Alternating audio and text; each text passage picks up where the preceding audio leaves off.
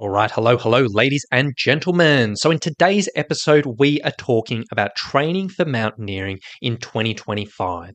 And we're going to be doing a bit of an overview around the 4 different areas of training that I advocate for every single mountaineer, and which I firmly believe if you cover in your week and in your month, it will really give you a very well rounded approach to mountaineering. Now, I wanted to cover this right off the bat as we're re engaging this podcast. And before we actually start diving into deeper subjects and getting into the nitty gritty of different workouts and different theories and different philosophies, I just wanted to give a good overview around these areas of training. Because number one, it's been a while since I've been on this podcast, and maybe some people haven't listened in a while. But also number two, over the years, I've been training many mountaineers for a load of different situations and different adventures. And for the majority of mountaineers that I talk to, their training tends to be a little bit hit and miss. And they may be really good in some areas, but probably 90% of mountaineers I talk to tend to miss certain elements in their training. So I just wanted to give a quick overview around these areas of training, just so you can have a little ask of yourself, hey, am I actually doing this? So essentially, when it comes down to training for mountaineering, the way that I like to approach things and the way that I work with all my mountaineers is I center my training around 4 big areas. And we're going to explore each of these areas in detail in future podcasts, but I want to give you an overview today. Now, area number 1 is strength training, which I'm sure, given the name of Summit Strength, my business, you're probably aware I'm a big fan of. Now, strength training is an incredibly beneficial thing for any mountaineer out there. A lot of people may be a little bit hesitant to use this type of training. And a lot of mountaineers out there, I would say the application of this training leaves a little bit to be desired. But I'll tell you right now, strength training is just so useful if you can apply it right. Now, there are a bunch of different benefits when it comes down to structured and specific strength training for mountaineering, but just to give you a few of the big ones. Number 1, strength training is one of the most significant things a mountaineer can do to prevent the risk of pain and injury, both in their training and actually when they're out in the mountains. And essentially building up the supporting muscles, the supporting structures of the body can go such a long way. And considering mountaineers have an absolute plague of different injuries in the community, things like plantar fasciitis, shin splints, knee pain on descents, hip pain, back pain, shoulder pain, all of these different things, strength training can make a big difference here. Now, on top of this, strength training can obviously get you stronger, and it can play a massive role in helping you with steep ascents and descents. It can play a massive role in pack carrying or sled dragging. It can play a massive role in helping you with your actual climbing and preventing fatigue and improving performance there. And it's so beneficial. And on top of that, strength training can play a big role in improving your movement speed, which may not be relevant for all mountaineers, but some mountaineers, depending on where you're in the world, be able to make certain weather windows is pretty crucial. So all in all, structured and specific strength training is a must for every mountaineer out there.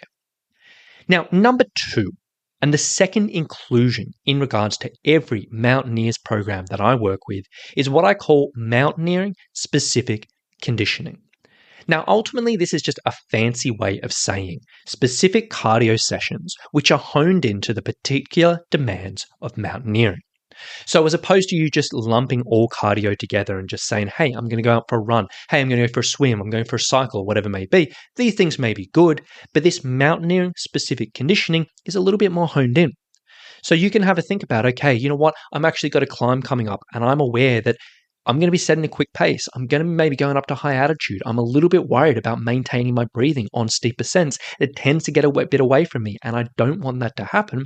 Then you can use this mountaineering specific conditioning to hone in on particular interval type of training or a particular type of training in your week, which can make a bit of a difference here. Maybe doing particular breathing drills or intervals or whatever it is.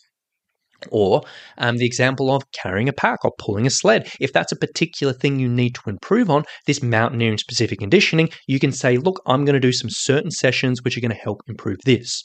Or whether you want to improve going up and down hills or improve certain things with your climbing or improve on whatever it is, but the idea behind this mountaineering specific conditioning is looking at particular aspects of fitness that you need to improve and then reverse engineering that with your cardio, which can be so effective. Now, the beauty of these conditioning sessions is these tend to be a little bit shorter than the longer sessions you do, which I'm about to go in a minute. And as opposed to you doing this for 2 hours or 3 hours or 4 hours or whatever it may be, these ones tend to be 30 minutes, 40 minutes, 60 minutes. They're a little bit shorter, a little bit sweeter, a little bit easier to fit into a regular week, but they can go a long way. Now, number 3, and the other important thing, and I'm sure every single mountaineer is already aware of this, but this is definitely crucial, is longer cardio. Now, depending on what type of expedition or what type of climbing you're doing will depend on the extent of this, but every single mountaineer does need to be developing their aerobic capacity, their aerobic fitness, which is best developed through long duration, low intensity training.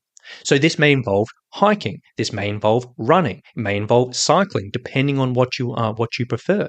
And this is essentially just involves building up time and accumulating time of this lower intensity stuff.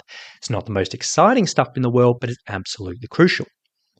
And then the fourth area of training, which I really think every single mountaineer should be doing, is what I call recovery and mobility work. So essentially, this is just doing some small things during your week, just to help the body kind of calm down, relax, and bounce back in between sessions. So it may involve just doing some simple stretching sessions or some self-massage. If you're doing big training weeks, this may involve going in a pool and doing some swimming or some pool walking, or maybe doing some yoga or whatever it may be. This type of stuff, it doesn't have to take a huge amount of time, but even doing small amounts of this consistently in your weeks can go a long way.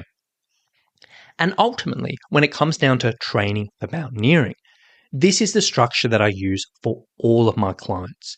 Every single mountaineer, whether they're a first-time mountaineer stepping up into their first adventure, all the way up to the mountaineers I'm working with for the 8,000 meter plus mountains and everything in between, they're following these 4 areas. Every single person is doing strength training to one extent or another. Every single person are using those mountaineering specific conditionings to one extent or another. Every single person is doing longer cardio, and every single person is doing some type of recovery mobility. I firmly believe that if you can tick off each of these boxes, and in future episodes of this podcast, we'll dive into what each of these look like and how you can make these out and how you can get the best out of these types of things.